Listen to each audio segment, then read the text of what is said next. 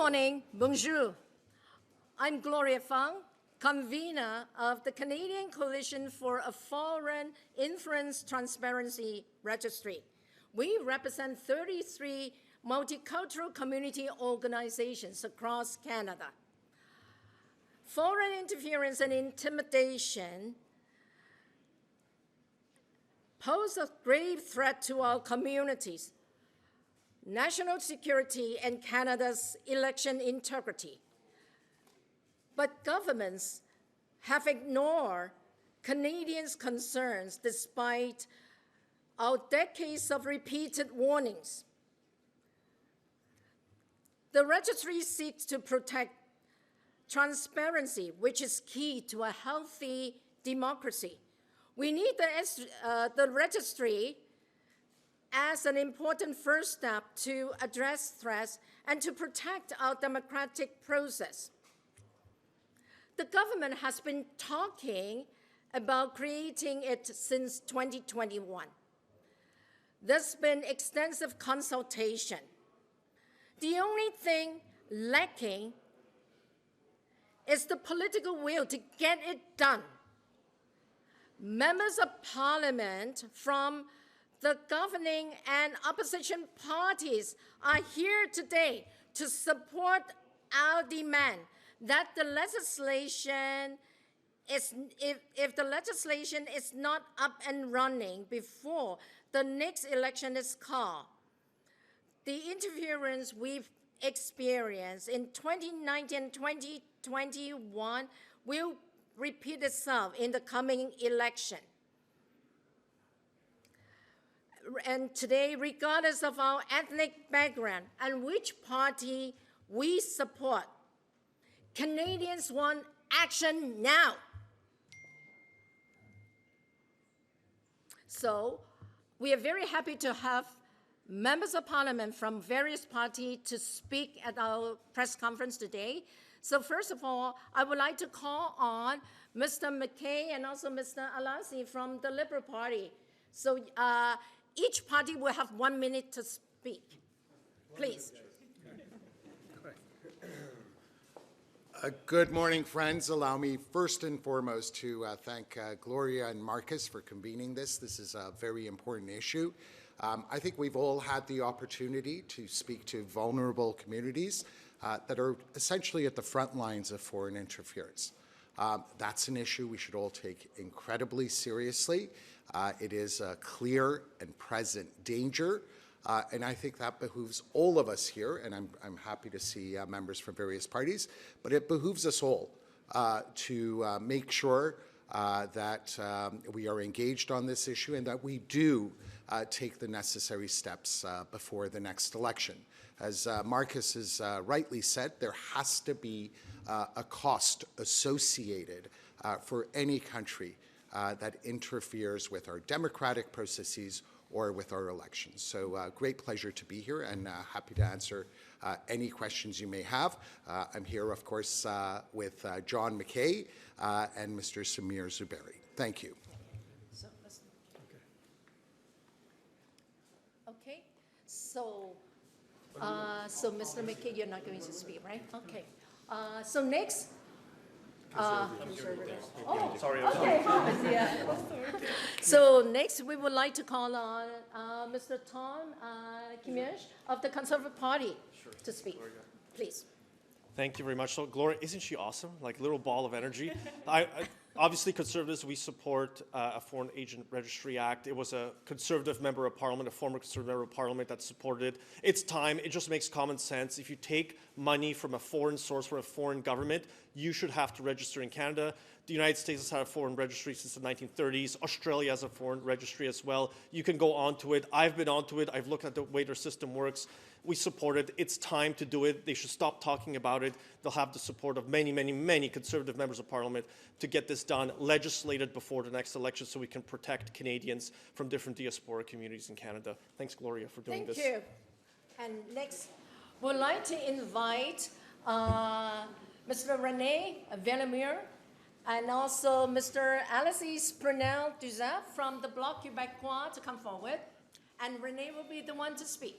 please. Merci beaucoup, Gloria. C'est très gentil. Merci à tous d'être ici ce matin.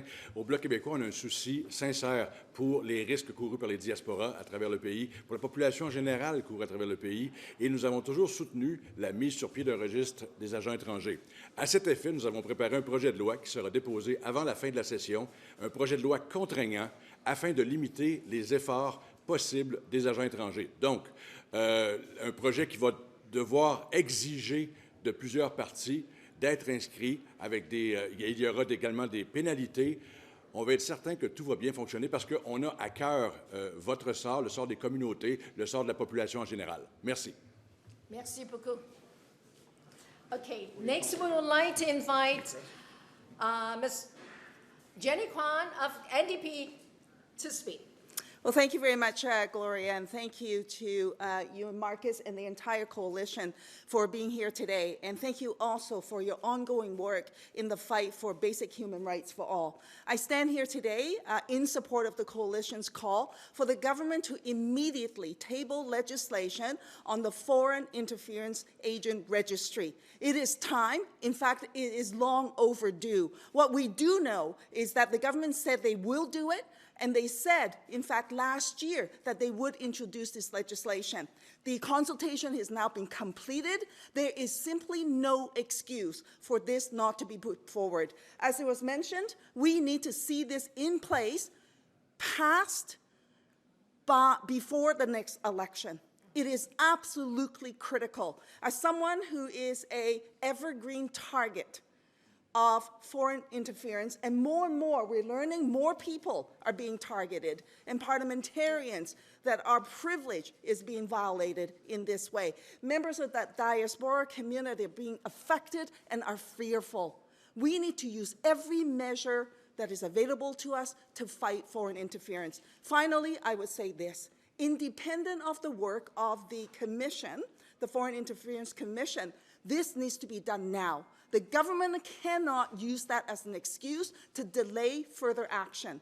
They cannot say, with the work of the Commission, that we will not proceed until the recommendations come forward. There is no excuse. This needs to be done now. Thank you. And next, we would like to invite Ms. Elizabeth May of the Green Party to speak. Thank you, and apologies to my colleagues that I've raced in a bit late. It's an honor to join Jenny Kwan and the other human rights defenders who are here today in calling for a foreign agents registry. I particularly want to underline concerns that we want to make sure this registry doesn't in any way stigmatize or otherwise compromise members of the diaspora community in Canada of the particular nationality that's being targeted as a source of foreign interference. We need to make sure that the ongoing problem of harassment and intimidation of Canadian human rights group is dealt with effectively, and we know that the Foreign Agents Registry by itself will be insufficient to deliver that result. We are pleased to see this degree of support and from such a broad range of human rights defenders. We need a Foreign Agents Registry. We need to ensure that the civil liberties of human rights defenders are protected in Canada as well as globally. Thank you. Thank you very much. We would like to thank once again the support from from MPs of all federal parties to our demand for the registry to be enacted now. And next, we would like to invite Marcus Koga, the President of the European Council, to speak on behalf of the coalition. Thanks, Gloria. It's quite clear that the sovereignty of our democracy is not a partisan issue. And I want to thank all of the MPs that are here today supporting this. And also, this registry will protect the vulnerable Canadians who we have standing behind us, this diaspora community and human rights activists who are often targets of foreign influence and information operations. Transparency is a key component of any healthy democracy. Our laws require transparency from groups and individuals who advocate on behalf of private interests in Ottawa through a lobbyist registry. So too should we demand transparency from those who advance the interests of foreign regimes, specifically those like Russia, China, Iran, and others who are broadly considered authoritarian. The morally corrupt actors who interfere in our democratic processes and manipulate our public policy in service of foreign authoritarian regimes can do so today with relative impunity in the safety of the shadows. This includes foreign authoritarian proxies and influencers. Among them are former Canadian officials, diplomats, academics, and far left and far right activists who exploit and hide behind their titles to advance authoritarian interests and to intimidate and discredit the critics of those regimes. The Foreign Influence Transparency Registry will, however, impose a cost on those actors who exploit our freedoms and threaten the sovereignty of our democracy and the rights of vulnerable Canadian minority groups and the activists who are critical of them. Those individuals and groups that operate legitimately and transparently should have no fear of the transparency that a registry would demand. The Central and Eastern European communities in Canada urge the Government of Canada to quickly enact this legislation to defend vulnerable communities and to protect the freedom and sovereignty of our democracy. Thank you. Thank you, Marcus. Last but not least, I would like to invite Razia to speak briefly about the challenges her community has been confronted with. Good morning, bonjour. Je me représente pour Uyghur. J'ai juste une minute, alors je vais être bref. Today, I would like to talk about some true life stories of myself. Because of Chinese interference, sadly, even my some Uyghur neighbors are afraid to speak to me. Why? Because I'm activist. Another very sad example, journalists agreed to meet with me only to cancel because a suspicious individual resembling Chinese military personnel appeared near her home, prompting fear for her son's safety. Je me réveille souvent le matin avec des messages et des appels téléphoniques en chinois. Ceci me rappelle que je suis toujours sous la surveillance constante de Pékin. These types of stories are countless. But there are actions the Canadian government can take to protect my freedom and that of others. The first step is by passing a Foreign Influence Registry. Thank you. Merci. Thank you. So next, we welcome questions from our media friends here, and but I would like to, ask all our media friends' question to be focused on today's main theme, that is the Foreign Influence Transparency Act. If there's a question on other issues, we can deal with it after the press conference. Yes, please. May I ask a question of Jenny? So, Ms. Kwan, we're hearing there are voices in the Chinese-Canadian community and even in Parliament, Senator Wu, for example, who say that this foreign registry is racist, it's going to target Chinese-Canadians unfairly.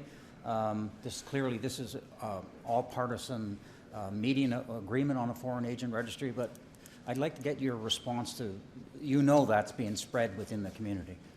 Well, I would like to say this to Senator Wu and those who are speaking against the Foreign Interference Agent Registry.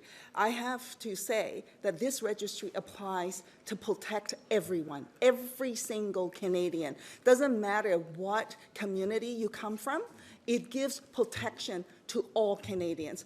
Contrary to the idea that somehow it targets only one community, for example, the Chinese-Canadian community, they are dead wrong. It is the opposite. It is precisely that we want Chinese-Canadian communities to be protected. We want people from the Uyghur community to be protected. We want people from the Ukrainian community to be protected. We want every single Canadian to be protected. Without this registry, that means those vulnerable communities could be targeted, and they are being targeted. Let's be clear about that. They are being targeted. And this is one measure, one tool that needs to be put in place to provide that protection for all Canadians. So I would ask for those who are fighting against this registry to stop spreading misinformation. I would also refer people to look into the consultation that the government did embark on last year that consultation is now complete, and the vast majority of the people who participated in that open consultation process are in support of the registry. It needs to be done now, and it needs to be done before the next election. Can I ask Ali a Thank question? you. Yeah. So when we hear about the foreign registry, because so much we know, so much it has involved China as the principal actor, but you know, you've raised concerns about Iran. We know there's concerns about Russia. How would this registry work in a way that would satisfy members in, say, the Iranian-Canadian community to identify people that may be working for the regime? For sure. I think it's a complicated process. A lot needs to happen. And that's why I'm very pleased that the government actually did undertake those consultations. But at this particular point, given that we are facing the next election, I think what all of our communities and numerous members are concerned about is making sure that we implement some concrete steps, and a very big part of that is the registry. However, there were other pieces to this puzzle as well, whether it be the findings of the Foreign Interference Commission, or what our national security agencies are doing, or what the government actually ultimately. How do you see this registry working as a way to alert Canadians or our police forces, frankly, to be able to lay charges? Well, as you know full well, there are other countries that do have foreign registries. I think it is incumbent upon all of us to look at those experiences, make sure that we do this in a responsible fashion.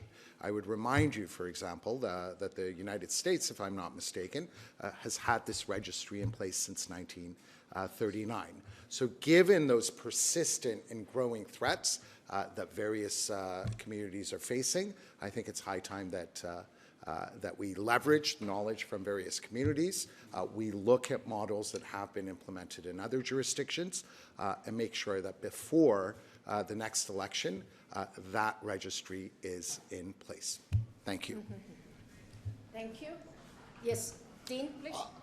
A question for MP Kwan first, and then I have one for Renee. My question for you on obviously you became a target of interference operations by the CCP with respect to strengthening the laws inside of Canada. FARA is the first step. How do we go about protecting whistleblowers and journalists as well at the same time who have been part of this journey with many of the people in this audience? And how do you think the FARA will affect the government and the laws of the land to actually support this kind of advocacy for freedom and democracy?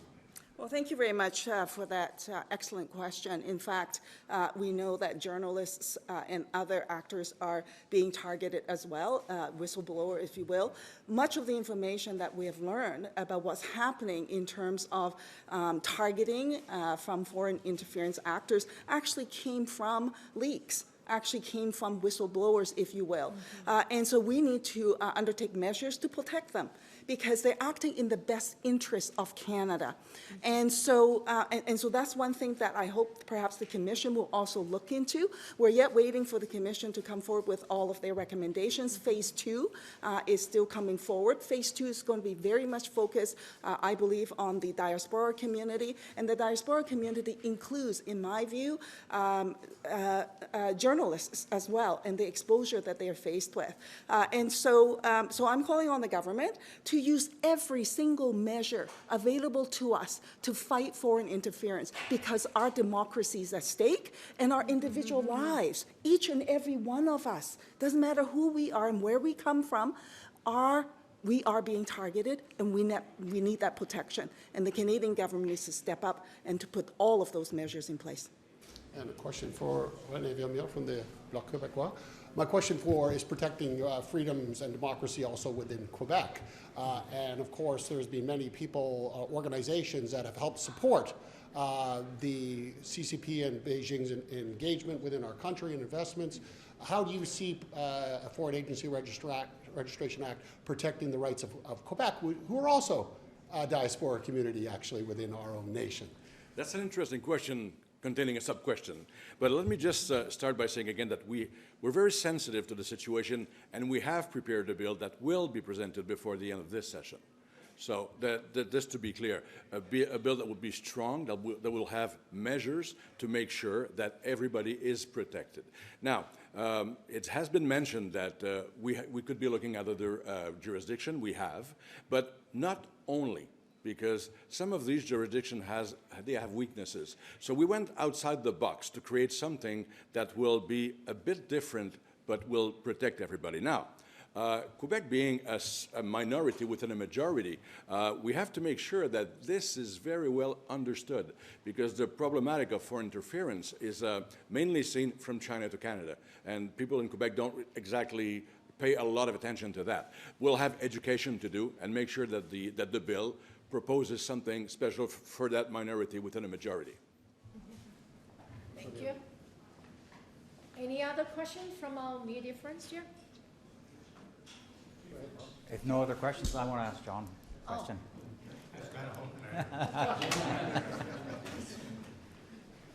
Okay, the government's been promising since 2021.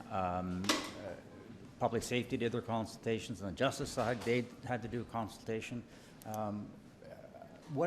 Are you hearing anything now from the government that they're actually going to seriously put together a package that includes foreign registry, but also criminalize foreign interference, change the Security of Information Act so that, and CSIS Act, so that our spy service can alert members of Parliament? They don't have to find out about it from the media, from leaks. They can tell them, and you can find out, so that they can tell them this kind of information? I think there's a lot of work that's going on, and some things are more ready than others to be tabled. I take comfort in the fact that all of the colleagues from Parliament are here to get a bill from today to royal assent through all of the stages of Parliament and all of the stages of the Senate will require an enormous amount of cooperation. So I'm rather expecting and hoping that my colleagues from all of the other parties will speak to their House leaders and say, this is a priority for us. And that will be a clear signal that the government can prepare their legislation. And in Elizabeth's case, she can speak to herself. Yeah. Well, I have multiple people to speak to. So. But I have to say that was uncharacteristically diplomatic of you, John. Very well done. He didn't attack us on government when he had the chance. Yes. Okay, any other question? Maybe I just, add one more. Oh, Dean, yeah, please first. So we're all very aware inside this Parliament, inside Canada, that this is a global issue. The Americans have taken a very aggressive approach to combating China. They've now stated that not only are they a competitor, but they're a strategic adversary. I would dare say, given the work, as some of you know, that I've been involved with publishing, it is about a hybrid war tactics. Now, you talked about collectively. What can you do to work together in committees to mark up a bill that you can bring forward by this fall so that it can be voted on? And that, I think, collaboration amongst all of you, you all recognize the need. Let's work together as parliamentarians. Let's show Canada, and I ask the question, who will stand up and move a bill like that forward inside Parliament? Renee? Well, thank you for the question. I will ask my colleagues here to welcome favorably that bill that we will present before the end of this session. Now, this is a basis for discussion. Obviously, this is nothing final. We'll try to make it go to committee whenever it's possible. But I think that what we decided was to have something to discuss, to improve if necessary, but at least to have a part and start moving. Because as you mentioned, the United States have started, finding people, doing something about it, and we're still talking. So by presenting this bill, we want to make sure that we have something to talk about and at least a starting point. And that's, I invite all my colleagues here to welcome this and to look at it with an open mind. Again, this is not a partisan issue. This is a Canadian and a Quebec issue. It's basically for everybody. So if the government doesn't bring in legislation on a set-up foreign agent registry, the bloc is going to put in? Yes, okay. We will do this before the end of this session. So that, and again, it's not to throw stones at anybody. We want to start the discussion. We want to start the ball rolling, and at least we'll have something to talk about, improve, change, whatever, but we'll be starting with something. And again, we've looked at other countries, but we've looked beyond it, within the field of, intelligence and how we manage this information. So again, basis for discussion that hope will be welcome. Thank you. Okay, thank you. And next, Jenny would like to respond to that. Yeah, I will just add very quickly, what we do know is that the government legislators have already drafted this legislation. And this is my understanding. Yes. And what needs to be done is for them to table it so that we can all see this piece of legislation and engage in exactly that process in a bipartisan way to work through that piece of legislation, to provide good input with respect to it, and pass it, so that we can have it become law before the next election. There is no reason, no justification for any delays at all. That bill is drafted. Let's table it. Let's get it going. Just before we started the press event, people were saying, what would you say in 1 minute? I would say this, just do it. Let's get it done. Can we ask a redirect a question to the Liberals on this? If that's the case, Jenny's mentioned that the bill has been tabled. Why are the Liberals not bringing it forward as the government in power? Emperor? Liberal? Okay. Maybe ask the minister and the prime minister. Well, actually, we, as the coalition, we have been having meetings with various ministries and also bureaucrats. Based on what we have heard, the draft of the legislation was completed last year. And the consultation on corresponding acts, such as CSIS Act, Information Act, and Criminal Code has also been completed. So we don't understand why the Liberal government is still putting a hold to the tabling and passage of this important registry in Parliament. From the perspective of the civil society, we are tired of empty promises, empty words. We need action now.